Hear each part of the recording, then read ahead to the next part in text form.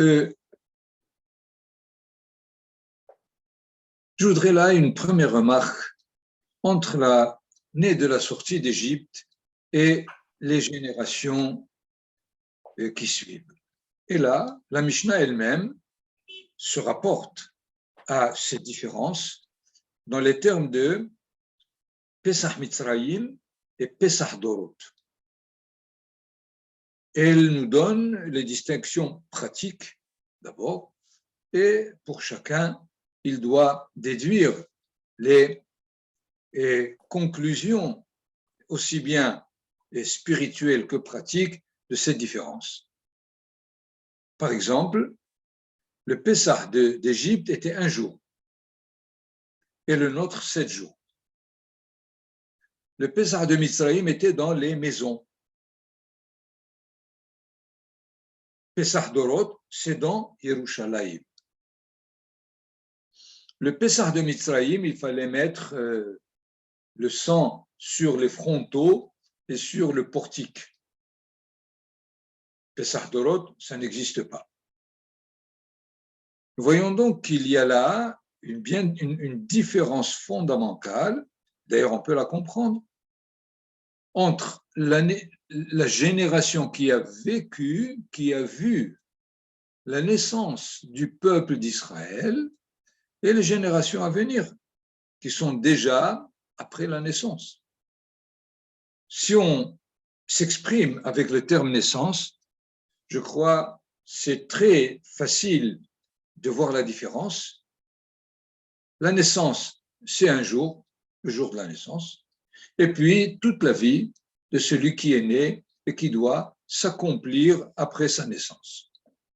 C'est dans ce sens où les Haramim nous donnent ces différences. La génération de la sortie d'Égypte, la première année, elle se voit naître. Et il est maintenant donné aux autres générations de réaliser ce que, pendant cette année de la naissance, a été donné comme chance, comme but, comme reconnaissance, si je peux dire, de ce qui s'est passé la première année. On pourrait d'ailleurs le transposer de notre époque. La première année 1948, c'était l'année de la naissance, la déclaration de l'État d'Israël. Ben, les années d'après, il faut maintenant maintenir ce bébé qui vient de naître et lui donner toutes les étapes dans lesquelles il se développe, il avance, il évolue, et c'est ce qui nous est demandé à travers cette distinction de notre temps, de savoir comment on encourage, on fait évoluer l'histoire d'Israël sur sa terre. Et je voudrais plus tard, ce soir, donner un exemple pratique à travers cette remarque, étant donné que le récit de la sortie d'Égypte n'est pas le récit de ce qui s'est passé. Ce qui s'est passé, on ne le sait pas. Nous n'avons pas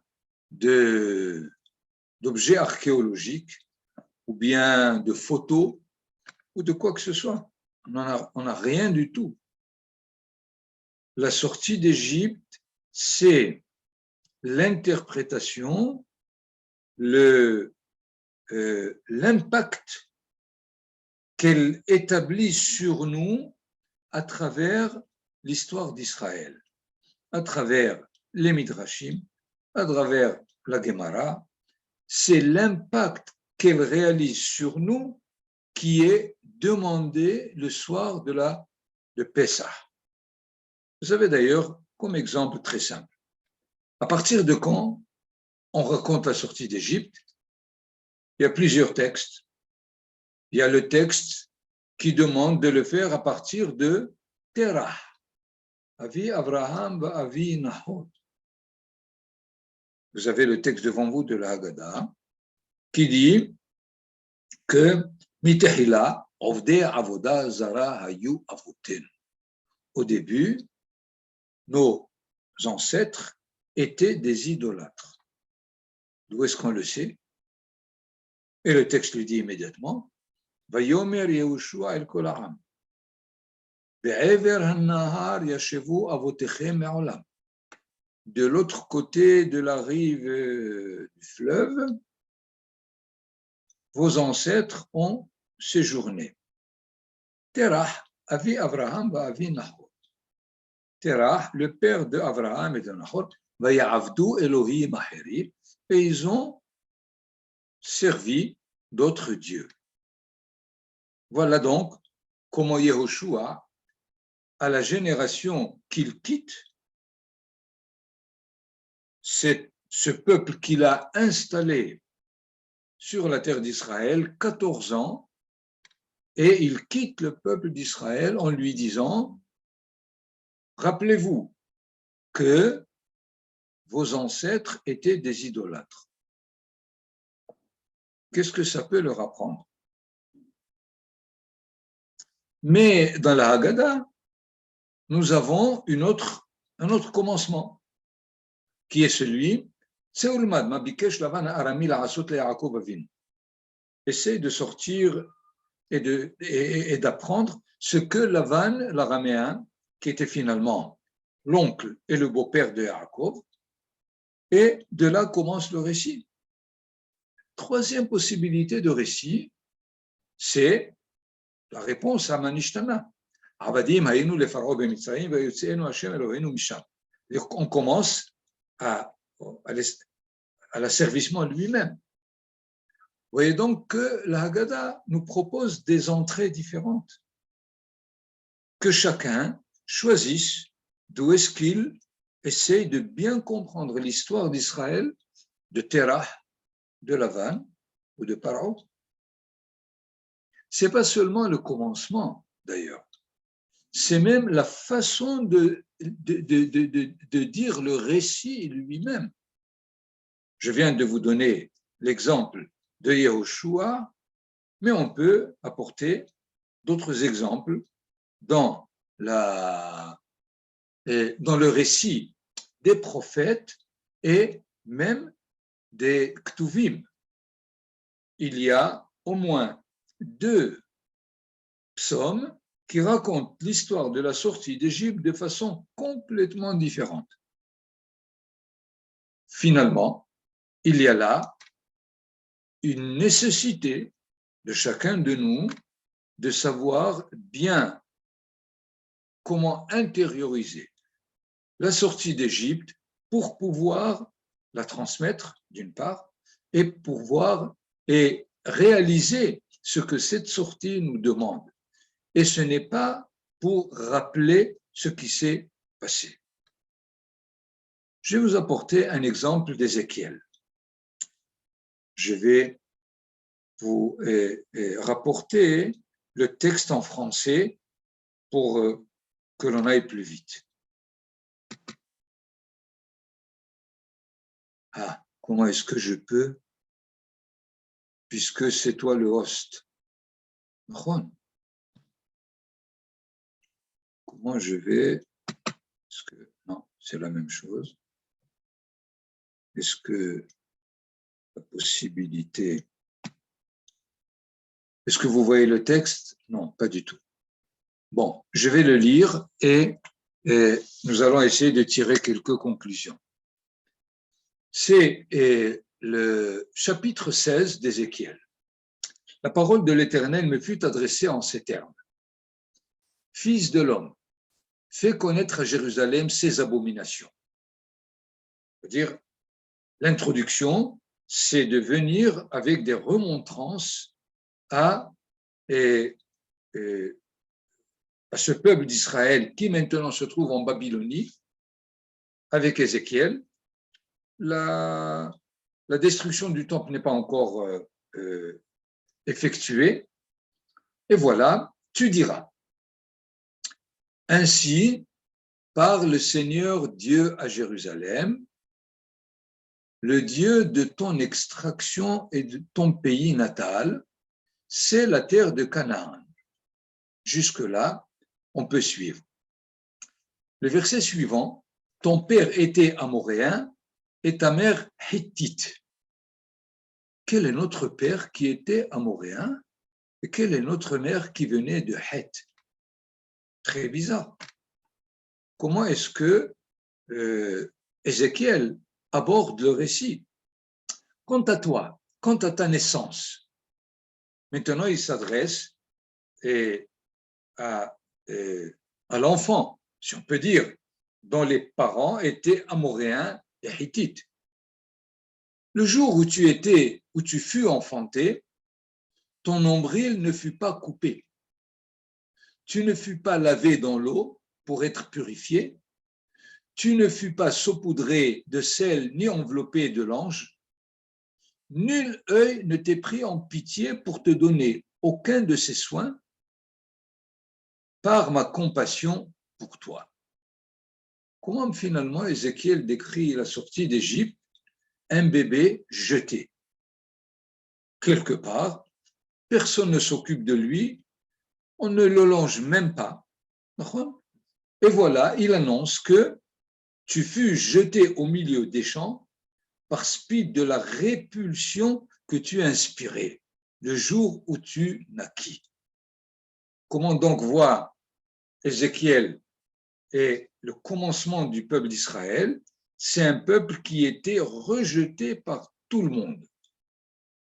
N'oublions pas évidemment l'histoire d'Abraham, Yitzhak, Yaakov, jusqu'au moment où on est rentré en Égypte et le pharaon et les Égyptiens ne pouvaient pas supporter ce peuple. Ki lo yuchelu ha-mitzrim et ha'ivrim lehem ki to'evahi le mitzraim. Les Égyptiens ne pouvaient pas s'asseoir avec les Hébreux pour manger ensemble parce qu'ils étaient pour eux des dégoûtants. Ils mangeaient de la viande de leur Dieu.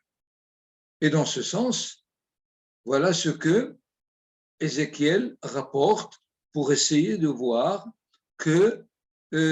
pour essayer de décrire l'arrivée d'Israël dans l'histoire. Mais je passais auprès de toi. Le texte reprend. Je te vis t'agiter dans ton sang et je te dis, vis dans ton sang. Dans le Khon, va omar lach bedamaïch hayi, va omar lach bedamaïch hayi. Je le traduis parce que c'est un verset qui est dans la Haggadah. Donc, vous voyez comment l'auteur de la Haggadah nous charge de plusieurs possibilités qui déjà, dans l'histoire passée, racontaient la sortie d'Égypte de multiples façons, telles que nous sommes appelés à ne pas croire que nous sommes en train de décrire ce qui s'est passé. Mais il est nécessaire de savoir que le soir de Pessah, on essaye de dire ce que l'on pense être passé. Et je pourrais dire, je vais vous donner une anecdote. J'enseignais au Talmud Torah de Vauclin le dimanche et le mercredi, les enfants. Vous êtes au courant, Nachon, de Ken Mirti, tu es au courant du Talmud Torah? Oui, je comprends. Qui était dimanche et mercredi, je ne sais pas si c'est les mêmes jours. Et à l'approche de Pessah, j'enseignais le récit de la sortie d'Égypte avec des midrashim. Et tout d'un coup, il y a un enfant qui lève le doigt et me dit, monsieur, mais ce n'est pas ce qu'on nous a donné dans le film des 10 commandements. Vous racontez autre chose. C'est-à-dire que cet enfant, il va faire le soir de Pessah avec le film des 10 commandements, tout simplement. Alors, vous comprenez où est-ce que le juif de Galout se trouve? Il se trouve dans un désordre affreux. Même s'il croit qu'il récite la sortie d'Égypte, pas du tout. Probablement, il lit la Haggadah, il la termine et il dit « je suis acquitté ». Terminé.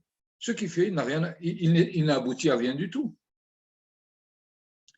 Et voilà que Nachon, Bedamaï Chayi, vit dans ton sang. Quel est ce sang? dans le pshat, c'est le bébé qui sort avec sa matrice et le sang autour de lui, mais les Hachamim l'ont interprété en disant Bedamaï Haï dans tes sangs, d'ailleurs au duel.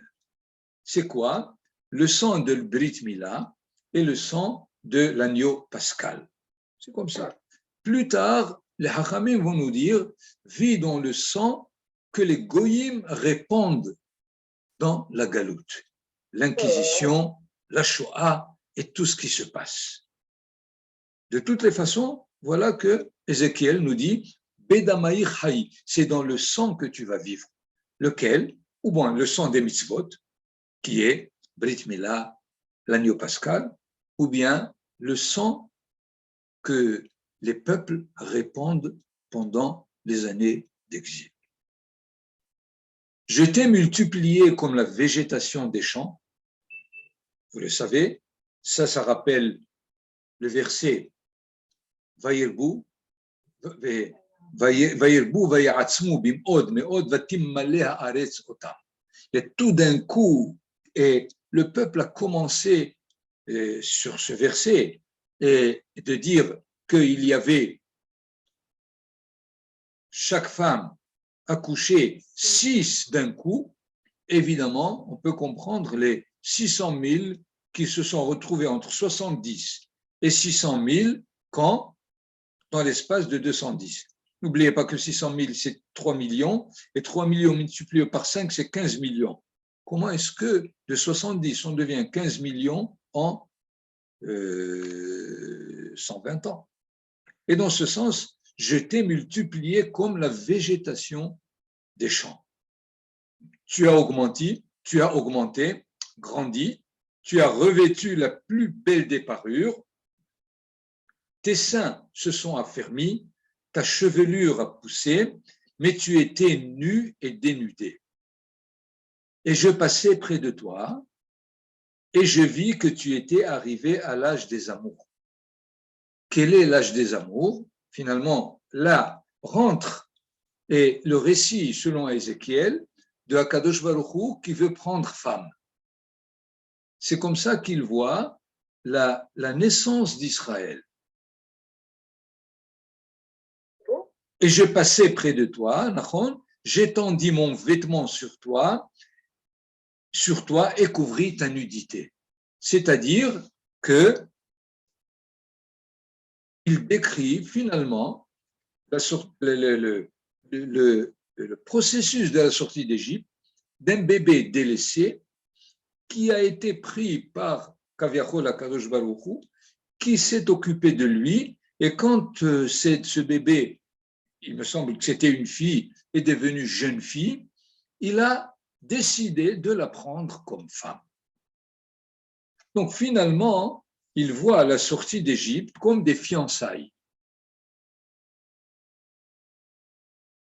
Je m'engageai à toi par serment et fis alliance avec toi, dit le Seigneur Dieu, et tu fis à moi. C'est-à-dire la sortie d'Égypte et le Mahamad al-Sinaï et le fait qu'on est arrivé jusqu'au Sinaï était le moment des fiançailles d'Israël, puisque Vihitemli Segula Mikol Amim, c'est ce qui a été dit dans le récit de la sortie d'Égypte. Et vous écoutez, Vihitemli Segula Mikol Amim, c'est un peu Hareat Mekudeshetli Betabahatzo. C'est-à-dire la formule que chacun donne lorsqu'il prend femme, Akadosh Baruch Hu l'utilise pour nous dire qu'il nous a pris comme femme. Donc, je voudrais m'arrêter là un instant. Pour Ézéchiel, ce n'est pas la sortie d'esclavage, ce n'est pas la constitution d'un peuple, ce n'est pas toutes les descriptions qu'on vient de voir possibles dans la Haggadah. Et Ézéchiel dit à la génération, à la nation qui était en Babylonie, il leur décrit la sortie d'Égypte.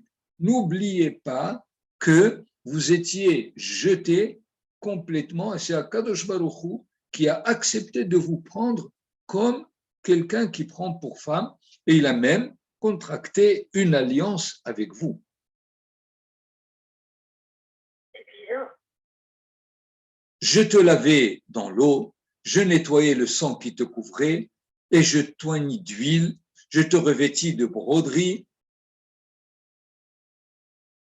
je te mis des chaussures de hache, je te ceignis de byssus et te couvris de soie.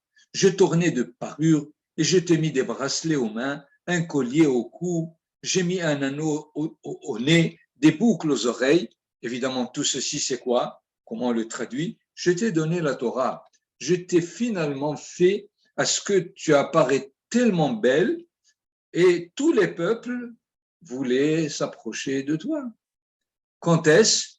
Le temps de David, de Shlomo HaMelech, tous les peuples sont venus parce que Akadosh Baruch Hu a fait du peuple d'Israël une belle femme, une belle jeune fille, dans les termes d'Ézéchiel, en disant « J'ai fait à ce que tous les peuples viennent chez toi et te reconnaissent ». J'ai donné ici donc cet exemple de la description de la sortie d'Égypte dans l'entendement d'un prophète comme Ézéchiel. Il n'est pas le seul d'ailleurs, et presque tous les prophètes décrivent la relation, et réussie ou ratée d'ailleurs, de Akadosh Baruch Hu avec le peuple d'Israël. Et vous comprenez qu'il s'agit pour chacun de nous d'imaginer, ce n'est pas de raconter seulement, ce n'est pas de croire qu'il me semble que plusieurs, peut-être ils voient le récit de la sortie d'Égypte dans, comment ça s'appelle, Nesich Mitzrayim, le prince. Là, le prince d'Égypte. Le prince d'Égypte. Celui qui n'a pas étudié la Torah, celui qui n'a pas étudié les textes, probablement que devant lui passe le prince d'Égypte au moment du soir de Pessah. Nous sommes donc dans une situation très, très difficile. Lire sans tirer des conclusions claires et nettes, finalement, je ne dirais pas qu'on a raté la soirée. Mais on a fait ce qu'on nous a demandé, et puis c'est tout. Mais à travers, d'une part, le Ézéchiel, à travers Yehoshua, même Rahav qui a reçu les 2 espions, elle raconte elle aussi la sortie d'Égypte, comme elle l'a vu. Et dans ce sens, il semble que c'est pour cela que la Torah nous a dit de raconter sans nous dire quoi dire. Puisque quelle est la base du récit de la sortie d'Égypte? Veigata levincha bayom hahu lemor. Et tu diras à ton fils ce jour-ci dans ces paroles. Quoi? Ba'avur ze asa Adonai li betzeti mimitzraim. Ba'avur ze asa Adonai li betzeti mimitzraim. 7 mots. C'est tout ce que dit la Torah. Terminé. Et ça veut dire, je dis ça le soir de Pessah et j'ai terminé? Pas du tout. Bichlal. La Torah me dit, débrouille-toi. Je t'ai donné quelques mots et sache les interpréter et sache en tirer ce que tu dois tirer pour raconter à ton fils, à la génération qui vient, pour que la génération qui vient continue le travail que tu as commencé. Et alors que dans d'autres cas, elle me dit ce qu'il faut dire. Dans le cas de Kriyat Shema, elle me donne le texte à lire. Dans le cas des Birkat Kohanim, elle me donne le texte à dire. Elle ne dit pas aux Kohanim, bénissez dans vos paroles merveilleuses la collectivité d'Israël. Elle donne les textes. Quand il faut apporter les prémices, elle donne le texte. Mais quand elle me dit de faire le Birkat Amazon, elle ne me donne aucun texte. Puisqu'elle dit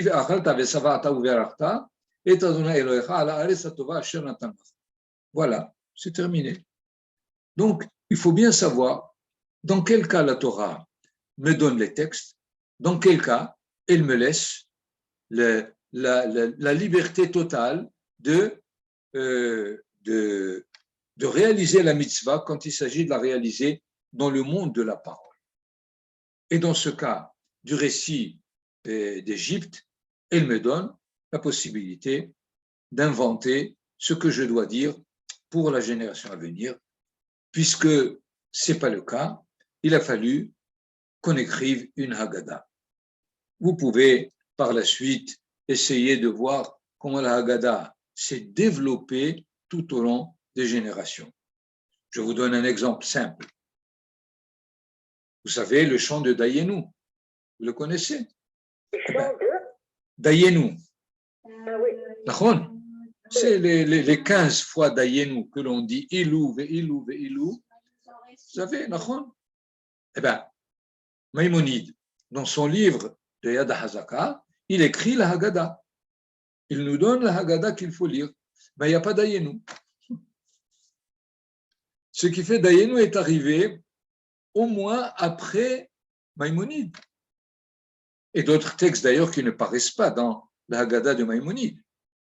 C'est-à-dire qu'au fur et à mesure, on a écrit, il faut savoir pourquoi on a ajouté tel et tel et tel texte, mais pour dire aux générations à venir, écrivez votre Haggadah. En tout cas, si vous n'écrivez pas votre Haggadah, au moins dites autre chose dans la Haggadah qui n'est pas écrit, pour bien montrer aux générations à venir que nous sommes conscients de la sortie d'Égypte. Dans quelles conditions elle s'est faite? Qu'est-ce que la sortie d'Égypte demande de nous, demande du peuple, demande de chacun de nous individuellement? C'est là l'objectif du soir de Pessah.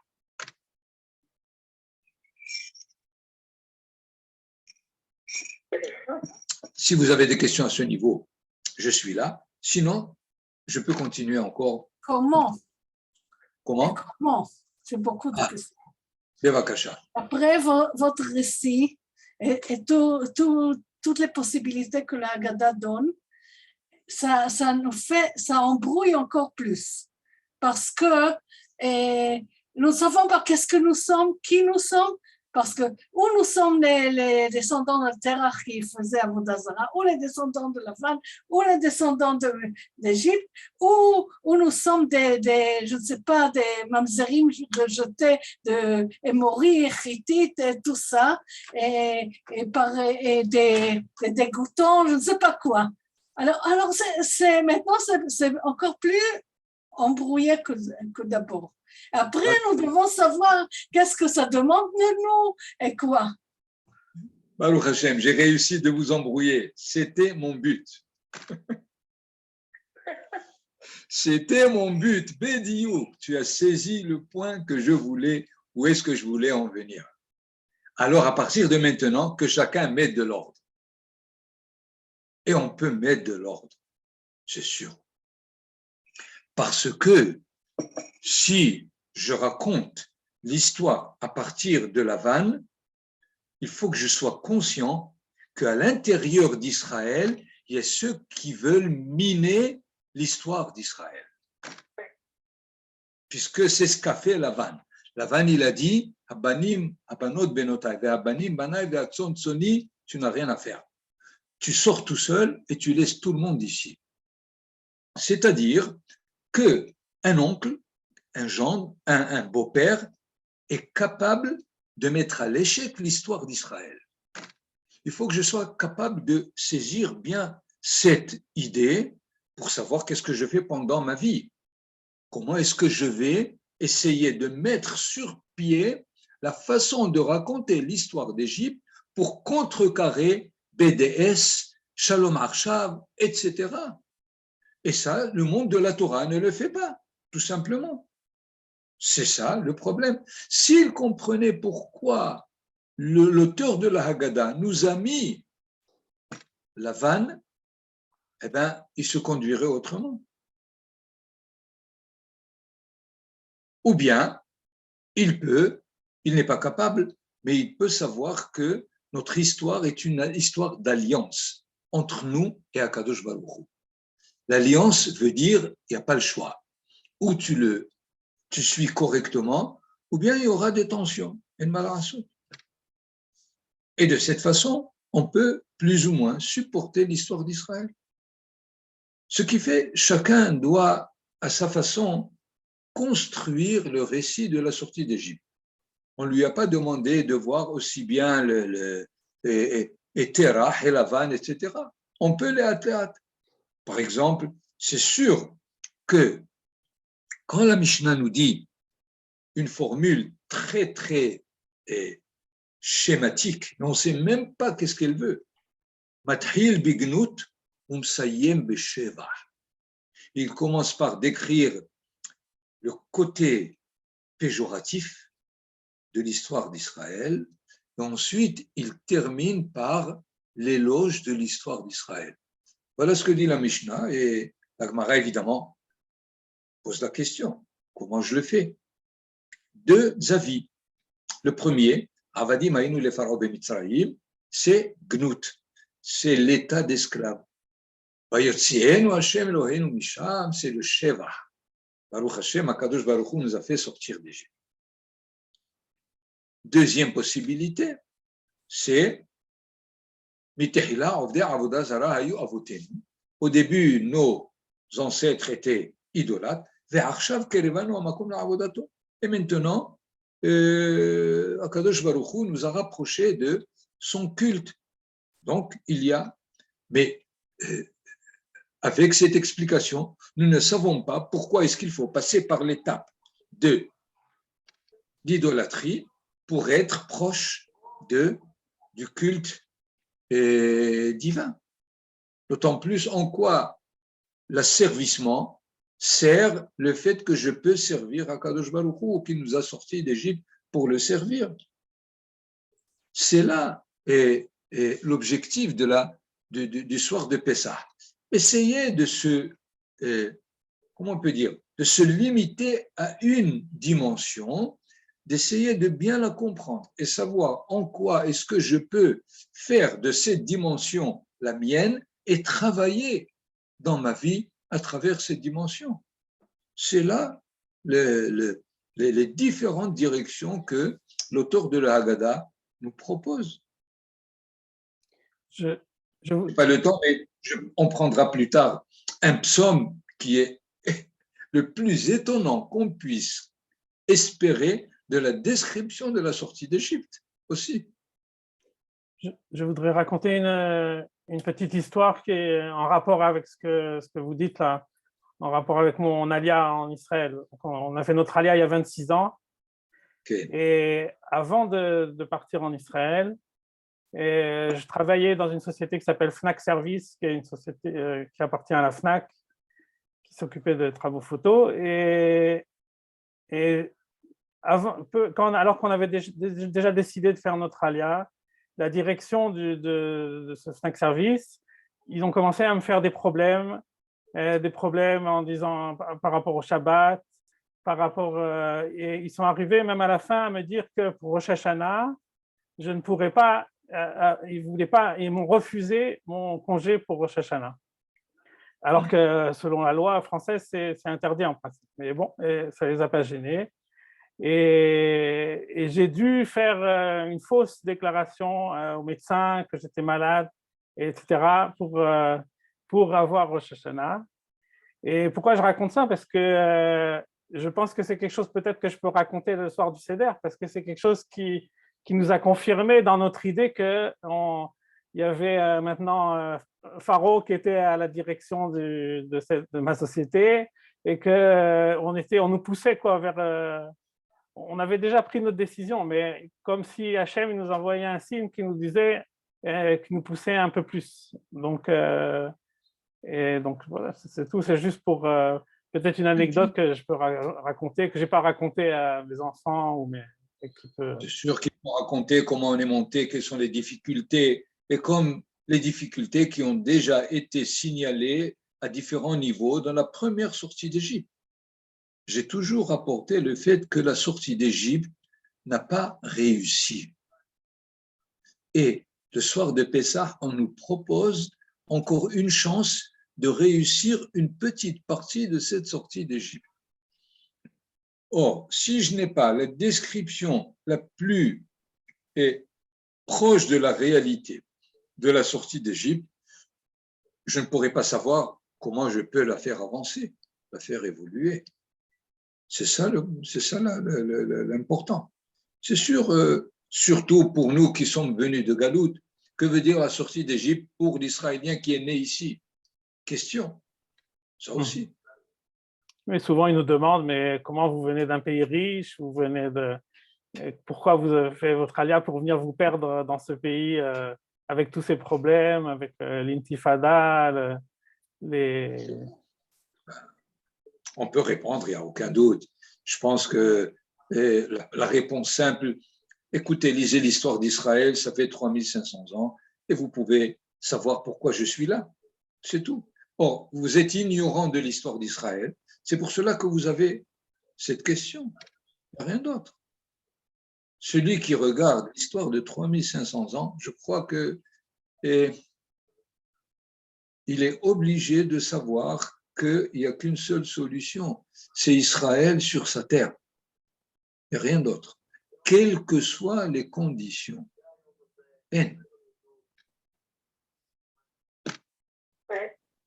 Tom, encore quelques remarques, questions, sinon?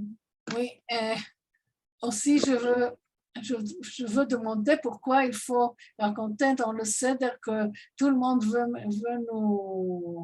nous abolir et Dieu nous sauve. Pourquoi il faut toujours se rappeler que tout le monde veut, et pourquoi on veut nous abolir? Qu'est-ce qu'on veut de nous? Et c'est sûr que cette partie a été introduite lorsque Israël est venu en Galoute. Parce que dans la Mishnah, vous n'avez pas ce texte, Bichlal, ni dans la Gemara. La raison est très simple. Quelqu'un qui est sous les rédifos, et comment on appelle ça? Le fait que persécution.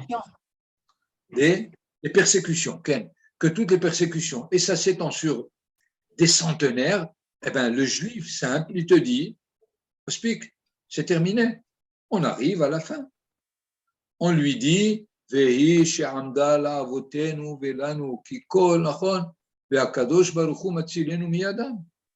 lui apprend quelque chose probablement qu'il a oublié pour lui donner ou bien à comprendre l'histoire, ou bien à prendre courage, ou bien à prendre espoir pour qu'il puisse continuer l'histoire.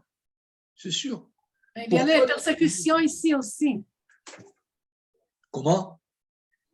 Même quand on est en Israël, il y a tout autour de nous et entre nous des peuples qui veulent finir avec nous. Les Iraniens, il y a les Mechablim, il y a tous, il y a de tout. Comme si on est venu ici, on a importé les persécuteurs avec nous. C'est pas exact. C'est pas la même forme de persécution du tout. Ne serait-ce que le fait que nous sommes capables de nous défendre, c'est complètement différent. Maintenant, ceux qui nous font les persécutions, ils n'ont plus les raisons de religion. Maintenant, ils nous font les persécutions à cause de notions nationales. Alors, il faut qu'on sache donner la définition de notre nation. Malheureusement, il y a plusieurs qui se définissent certainement pas comme nation, mais comme religieux. D'autres, ils se définissent comme nation, mais sans aucun but de ce qu'est le but que la Torah donne de la nation d'Israël. Et là, le problème est clair. Pourquoi est-ce qu'on nous fait des histoires? C'est très simple. Les causes sont évidentes. Le problème, c'est comment les résoudre. Et dans ce sens, le soir de Pessah vient constamment nous rappeler ces problèmes jusqu'à ce que, Be'ezer Hashem, on puisse les résoudre. Et on les résout, les hâte, c'est à vous. C'est sûr qu'on n'a pas perdu notre temps pendant 75 ans, 74 cette année, je crois, Be'ezer Hashem, et on avance. Mais il faut toujours être sur les gardes, de bien avoir le but devant soi. Pourquoi on est sorti d'Égypte? Afin de sauver l'humanité entière de l'esclavage dans lequel elle se trouve. Ça, c'est le but. Et il ne faut pas l'oublier. Comment on le fait? On peut décrire les étapes, les hâte, jusqu'à ce qu'on arrive. L'humanité probablement ne veut pas être sauvée. C'est pas vrai. C'est pas vrai. C'est pas chez l'homme. Parce que l'humanité veut être sauvée et elle sait que celui qui peut la sauver, c'est Israël, alors elle se met en colère. Pourquoi on ne fait pas notre travail? Qui est-ce qui ne veut pas être sauvé? Ne veut pas être sauvé que les malades mentaux.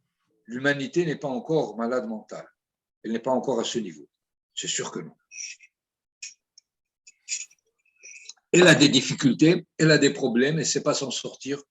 Évidemment, lorsque Israël saura en sortir de ses problèmes lui-même, il peut enseigner aux autres comment le faire, il n'y a pas de problème. Et bien sûr, il y a plusieurs points où on peut prouver ça. Baruch Hashem, on a montré, sauf pour ceux qui ne veulent pas regarder, que nous avons l'armée la plus morale, que nous avons les médecins les plus compétents qui peuvent aider le monde quand il se trouve dans des moments difficiles. Je pense qu'on a, dans plusieurs situations, prouvé notre qualité de nation qui sait comment aider les autres. Plus tard, on arrivera, et je le dis toujours sur la même formule, et notre but n'est pas d'être high-tech, notre but est d'être des high moral. C'est ça le but ultime.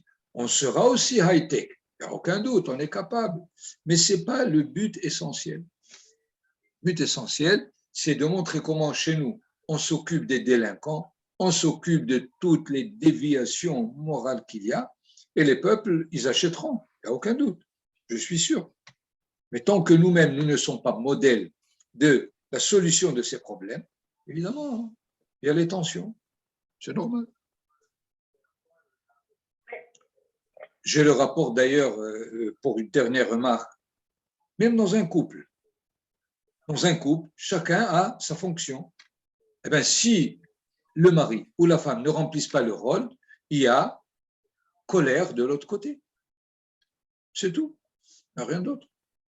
Et ceci se retrouve de façon démultipliée, ou bien dans la collectivité de la nation, ou au niveau de toute l'humanité. C'est ce qui se passe.